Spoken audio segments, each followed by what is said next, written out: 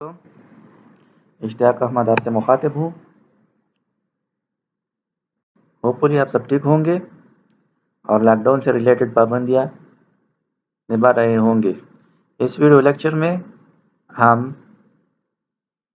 Chlamydomonas के मुतालिक पढ़ेंगे, जो कि एक कॉमन ग्रीन एल्गी है और क्लोरोफिटा से ये ताल्लुक़ रखती है। क्लेमाइडोमोनास ये आपके कोर्स डाइवर्सिटी ऑफ प्लांट के चैप्टर नंबर 3 एल्गी का एक इम्पॉर्टेंट टॉपिक है। चलिए वीडियो का आगाज़ करते हैं। क्लेमाइडोमोनास की जो है पहले सिस्टमेटिक पोजीशन पढ़ते हैं। तो ये किंगडम प्लांटी है, division Chlorophyta, class Chlorophyceae, order Volvocales, family Chlamydomonadaceae और जेनेसिस का क्लेमाइडोमोनास है और स्पीशीज इसमें मेनी है। ऑकरेंस ये फ्रेश वाटर और फ्री स्विमिंग एल्गी है, फ्रेश वाटर में पाया जाता है। और आल्सो ये जो स्टैंडिंग वाटर्स होते हैं और पॉन्ड्स वगैरह, तालाब वगैरह या डिचेस खड्डे हैं जिसमें पानी जमा हो जाता है, स्विमिंग पूल्स वगैरह में, या रेन वाटर या डैम साइल जो मॉइस्ट साइल होती है वहाँ भी ये पाया जा सकता है। स्ट्रक्चर इसका ये यूनिसेल्युलर है, सिंगल सेल पर मुश्तमिल है इसकी बॉडी। इसमें 2 फ्लैजिला है और साइज जो है वो 10 से लेके 30 माइक्रोन इसकी जो है ये लंबाई है तकरीबन।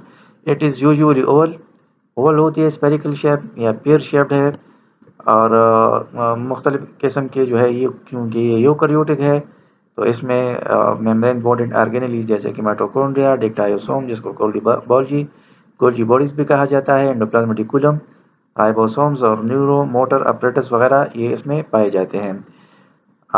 इसको जो है सेल स्ट्रक्चर को डिटेल से पढ़ते हैं। तो first covering of the body जो है वो सेल वॉल है। सेल वॉल ये इसका थिन होता है और ट्रांसपेरेंट होता है, शिफाफ होता है, इससे लाइट जो है पास हो सकती है। सेल वॉल सेलुलोज से जो है वो बना होता है। बाज़ स्पीशीज़ में हेमी सेलुलोसिस भी मौजूद है और हाइड्रोक्सी रिच ग्लाइकोप्रोटीन भी इसमें पाए जाते हैं। ग्लाइकोप्रोटीन का मतलब क्या है? कंजुगेटेड मॉलिक्यूल है, कार्बोहाइड्रेट और प्रोटीन मिलकर ग्लाइकोप्रोटीन बनाते हैं। लेकिन प्रोटीन में जो है इसके हाइड्रोक्सी प्रोलीन क्या है? अमीनो एसिड है। तो ये प्रोटीन इसका हाइड्रोक्सी प्रोलीन इसमें ज़्यादा होते हैं। तो इसी हेमीसेलुलोसिस भी इसमें पाए जाते हैं। हेमीसेलुलोसिस सेलुलोसिस में फ़र्क ये है, हेमीसेलुलोज शॉर्ट चेन 300 to 600 इसमें शुगर मॉलिक्यूल्स होते हैं सब यूनिट्स। सेलुलोज जो है इसमें थाउजेंड्स से भी ज़्यादा इसमें मॉलिक्यूल होते हैं। सेलुलोज पेयर जो है 6 कार्बन शुगर से बनता है। हेमीसेलुलोसिस में ये मिक्सचर है, हेट्रोपॉलीसेकेराइड है। इसमें जो है 5 कार्बन शुगर भी होते हैं और 6 कार्बन शुगर भी होते हैं। तो ये सेल वॉल के मुताबिक हमने पढ़ा। अच्छा जी, कंट्रैक्टाइल वेक्यूल होते हैं, दो कंट्रैक्टाइल वेक्यूल इसमें पाए जाते हैं। Interior end of the cell main flagella के नीचे, और ये क्या करते हैं? ये इसमें कंट्रक्शन और रिलैक्सेशन होता है। कंट्रैक्टाइल वेक्यूल एक्स्ट्रा सेल के जो एक्स्ट्रा वाटर है साइटोप्लाज्म का वो कंट्रैक्यूल में जमा हो जाता है और कंट्रक्शन की वजह से ये एक्स्ट्रा वाटर बाहर को अखराज इसका करते हैं। तो ये क्या है? ऑस्मो रेगुलेटरी आर्गन है। ये मेन वाटर बैलेंस ये मेंटेन करता है सेल में। इसी तरह क्लोरोप्लास्ट भी इसमें पाए जाते हैं। कप शेप क्लोरोप्लास्ट होता है सेल में और क्लोरोप्लास्ट जो है उस मेम्ब्रेन बाउंड स्ट्रक्चर है, क्योंकि ये आप जानते हैं उसके अंदरूनी हिस्से को जो है वो स्टोमा कहा जाता है, जिसमें ग्रेनुलर लाइक दानेदार होता है, मुख्तलिफ उसमें पार्टिकल्स मौजूद होते हैं। इट कंटेन्स क्लोरोफिल और साथ ही उसमें क्लोरोफिल मॉलिक्यूल भी होता है। Pyrenoids are also present on chloroplast के ऊपर पारेनाइड्स भी मौजूद होते हैं। पारेनाइड्स स्पेशल स्ट्रक्चर बॉडीज होते हैं और ये स्टार्च वगैरह को, एक्स्ट्रा फूड को वो स्टोर कर सकते हैं। इसी तरह आई स्पॉट ये एक ऑर्गेनली है, ये क्लेमाइडोमोनास में पाया जाता है और सिंगल आई स्पॉट पाया जाता है और ये लाइट सेंसिटिव होता है। रेड कलर में इसका जो आपका कलर रेड कलर का होता है ये आई स्पॉट। फंक्शन क्या है मैंने आपको बताया कि लाइट को सेंसिटिव है, इंटेंसिटी ऑफ लाइट को ये महसूस करता है और इसी तरह ये अपने डायरेक्शन का वो तयन करता है। अगर बहुत ज़्यादा सीवियर लाइट को ये एक्सपोज हो तो ये आई स्पॉट उस लाइट को डिटेक्ट करता है, ये उस एक इंटेंस लाइट से दूर भागता है। ठीक है, तो चूँकि सिंगल सेल है तो वाटर लॉस का बहुत खतरा रहता है, तो कुदरत ने इसमें आई स्पॉट रखा है। इसी तरह फ्लैजिला में होते हैं, 2 फ्लैजिला होते हैं, whip like flagella है, whip like चौबिक की तरह। ठीक है, they are whip type with 9+2 arrangement of component fibrils flagella. दो उसमें होते हैं, एक फ्लैजिलम में 9+2, ये आपने जो है फर्स्ट ईयर में पढ़ा होगा। इसमें प्रोटीन फाइब्रिल्स होते हैं। 9 जो है आउटर साइड को प्रोटीन्स मौजूद होते हैं, 1 2 3 9 सर्कुलर, और सेंटर में 2 जो है ये मौजूद होते हैं।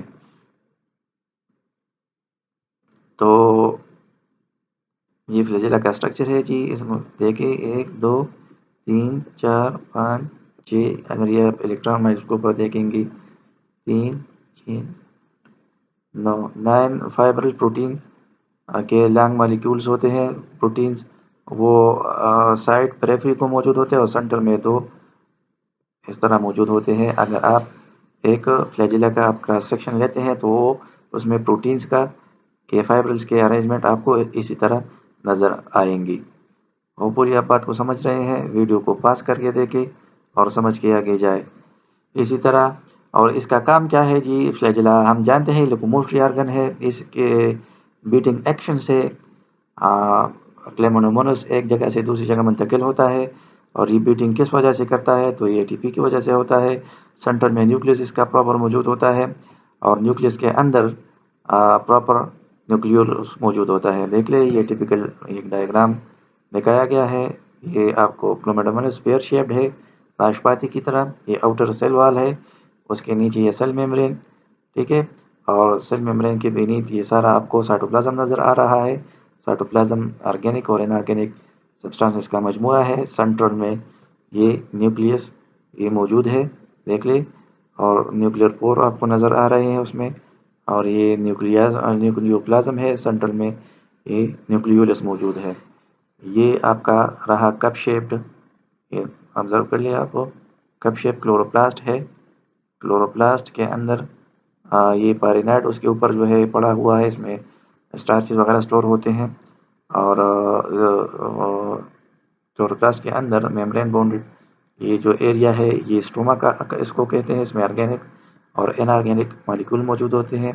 ये क्लोरोप्लास्ट के अंदर भी आपको ये सैक लाइक स्ट्रक्चर दिख रहे हैं, इसको थालाकाइड कहते हैं। इसके अंदर जो है क्लोरोप्लास्ट क्लोरोफिल मौजूद होता है। ये mitochondria, high spot, contractile vacuole देख लें, ये ऑस्मो रेगुलेटरी ऑर्गन है हमने पढ़ा, और ये 2 फ्लैजिला उसमें ये है। ये क्या है, लोकोमोटरी ऑर्गन। कंट्रेक्टाइल वेक्यूल के थ्रू एक्सक्रीशन या वाटर का अखराज होता है, और ये वैक्यूल उसमें ये मौजूद है। होपफुली आपको समझ आ गया होगा। नेक्स्ट, रिप्रोडक्शन किस तरह होता है, तो उसमें एसेक्सुअल रिप्रोडक्शन भी होता है, सेक्सुअल रिप्रोडक्शन भी हो सकता है। एसेक्सुअल रिप्रोडक्शन माइटोसिस के थ्रू होता है, और एक इंडिविजुअल उसमें इन्वॉल्व होता है किस, इसमें जू स्पोर फॉर्मेशन होता है। जू स्पोर वो स्पोर्स जिसमें फ्लैजिला हो, ये मोटाइल होते हैं। तो क्या क्या होता है जी, इसका जो है मैकेनिज्म बढ़ते हैं। पेरेंट सेल एग्स क्लेमिडोमोनस, उसका जब ये एसेक्सुअल रिप्रोडक्शन उसमें होता है, जू फोर स्पोर फॉर्मेशन, ये उसमें ये प्रोसेस शुरू होता है, तो ये फ्लैजिला इसमें ख़त्म हो जाती है। ये 2 फ्लैजिला उसमें ख़त्म हो जाते हैं, और कंट्रेक्टाइल वैक्यूल डिसअपीयर हो जाता है। प्रोटोप्लास्ट सेल के अंदर जो प्रोटोप्लास्ट होता है, तो वो क्या हो जाता है, वो कंट्रैक्ट हो जाता है सेल वॉल से, जो है सेंट्रल की जानिब वो कंट्रैक्शन उसमें हो जाती है। ठीक है, और नेक्स्ट उसमें जो आपका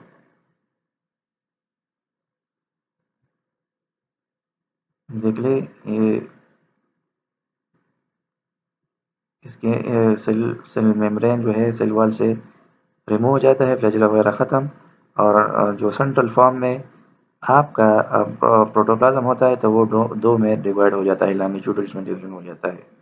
फिर एक ट्रांसफर डिवीजन उसमें हो जाता है, तो ये उसमें 4 सेल बन जाते हैं, 1 2 3 4, ठीक है। और हर प्रोटोप्लास्ट, हर पीस ऑफ प्रोटोप्लास्ट जो है ये स्पोर को जो है वो डिफ्रेंशिएट हो जाता है, ये भी स्पोर बनाता है, ये भी स्पोर, ये भी। इसमें फ्लैजिला नमोदार होते हैं, और जब फेवरेबल कंडीशन हो तो ये 4 स्पोर जो है बाहर निकल आते हैं, और पेरेंट सेल जो जिस सेल से ये बने होते हैं बिल्कुल उसी की तरह होते हैं, लेकिन साइज़ में ये स्मॉल होते हैं। और जो ही टाइम गुजरता है तो ये इसके साइज़ में इजाफा होता जाता है। लेकिन जब आपके इसमें हालात जो है वो साज़गार नहीं होते, अनफेवरेबल होते हैं, तो ये 4 सेल मज़ीद इसमें डिवीज़न हो सकता है, 4 से 8 सेल बन सकते हैं। और ये जो है पेरेंट सेल से बाहर नहीं निकलते, बल्कि पेरेंट सेल के अंदर ये रहते हैं। और इसका जो है ये फ्लैजिला वगैरह है, इसे इसे वो ख़त्म हो जाता है। और पेरेंट सेल का सेल वॉल है वो म्यूसिलेज स्ट्रक्चर को जो है वो मॉडिफाई होता है, वो डिज़ॉल्व हो जाता है ना, तो म्यूसिलेज स्ट्रक्चर बनाता है, और ये सेल्स जो 8 सेल्स बने हुए होते हैं तो उसमें वो बिल्कुल अटैच रह जाते हैं। तो ऐस तो ये कॉलोनी स्मॉल कॉलोनी जो है ये बनाता है, ये 8 सेल। तो ऐसी कॉलोनी को हम क्या कहते हैं, पामेला स्टेज इसको कहा जाता है। जो 8 सेल है ज़ूस्पोर जिससे फ्लैजिला ख़त्म हो गया था, वो पेरेंट सेल के म्यूसिलेज में चिपक जाते हैं, और ये कंबाइन ज़िंदगी गुजारना शुरू कर देते हैं। इस स्टेज को, इस कॉलोनी को पामेला स्टेज कहा जाता है। और जो ही हालात साज़गार होते हैं तो ये पामेला से बाहर भी निकल सकते हैं। ये सेक्सुअल रिप्रोडक्शन इसमें मुख्तलिफ तरीक़ों से इसमें होता है। इसमें आइसोगेमी भी हो सकती है, एनाइसोगेमी, और इवन स्पर्मेटोटाइप ओगेमी भी जो है उसमें रिपोर्टेड है। तो आइसोगेमी आइसोगेमी जो है वो 2 गेमीट जो जिसका साइज और मार्फोलॉजी वगैरह ये सारा सिमिलर हो और वो फ्यूज़ कर जाए, तो ऐसे सेक्सुअल प्रोडक्शन को हम आइसोगेमी कहते हैं। तो ये पॉसिबल है। क्लेमाइडोमोनास के सेल का जो प्रोटोप्लाज्म है सेल वो सेल वॉल से जुदा हो जाता है, कंट्रैक्ट हो जाता है और डिवीजन शुरू कर देता है। और एक सेल में जो है मैनी प्रोटोप्लास्ट के पीस बन जाते हैं, 16 से लेकर 32 और 64 तक ये डाटा प्रोटोप्लास्ट ये पॉसिबल है, ठीक है। तो ये गेमीट होते हैं, और उसमें फ्लैजिला नमूदार हो जाता है, और ये पेरेंट सेल से निकल कर बाहर वाटर को मुंतकिल हो जाते हैं। इन 16, 32, 64 गेमीट्स में, 2 गेमीट्स में ये कैपेबिलिटी, हर 2 गेमीट में ये कैपेबिलिटी है कि वो एक दूसरे से फ्यूजन कर सकते हैं। और जब वो फ्यूज़ कर जाए तो वो क्या, ये जो है वो सेक्सुअल रिप्रोडक्शन हुआ। अगर ये गैमीट सिमिलर साइज़ में और मार्फोलॉजी में सेम हो, मार्फोलॉजिकल उसमें सिमिलरिटीज़ हो, तो ये फ्यूजन क्या होगी, ये आइसोगेमी होगी। ऐसे भी पॉसिबल है कि इसमें एन आइसोगेमी हो, एक क्लोमेडोमोनास एक दूसरा क्लोमेडोमोनास, वो जो है इसमें डिफरेंट गेमीट्स बने, और एक क्लोमेडोमोनास के वो गेमीट्स दूसरे क्लोमेडोमोनास के गेमीट से वो फ्यूज़ कर जाए। तो अगर साइज़ में इसके फ़र्क हो, एक गेमीट छोटा और दूसरा बड़ा, तो ये क्या, ये एनाइसोगेमी ये कहलाएगी। इसी तरह इसमें जो है वो फाइनल, अच्छा, 2 गेमीट जब इसमें ये फ्यूज़ होते हैं तो गेमीट्स तो हैप्लॉइड होते हैं, जब ये फ्यूज़ कर जाए तो इससे ज़ाइगो नया डिप्लॉइड ये सेल बनता है जो कि ज़ाइगोस्पोर उसको कहा जाता है।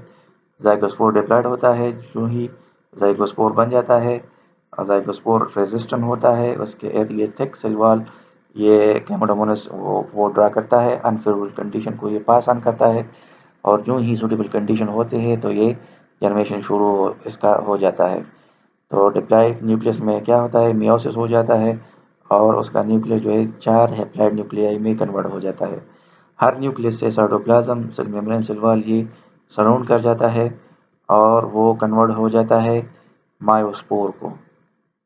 ठीक है, मायोस्पोर इस जब मायोस्पोर्स के अंदर बन जाते हैं तो ज़ाइगोस्पोर का वाल ये रप्चर हो जाता है और इससे मायोस्पोर बाहर निकल आते हैं और ये मायोस्पोर जो है इसमें कैपेबिलिटी होती है, इससे जो है एडल्ट क्लेमाइडोमोनास सेल ये बन सकता है। ऐसा भी हो सकता है कि दो, ये तो आइसोगेमी और एन आइसोगेमी की बात हुई ना, ये ऐसे भी पॉसिबल है ओगेमी भी इसमें जो है बाज़ स्पीशीज़ में रिपोर्टेड है।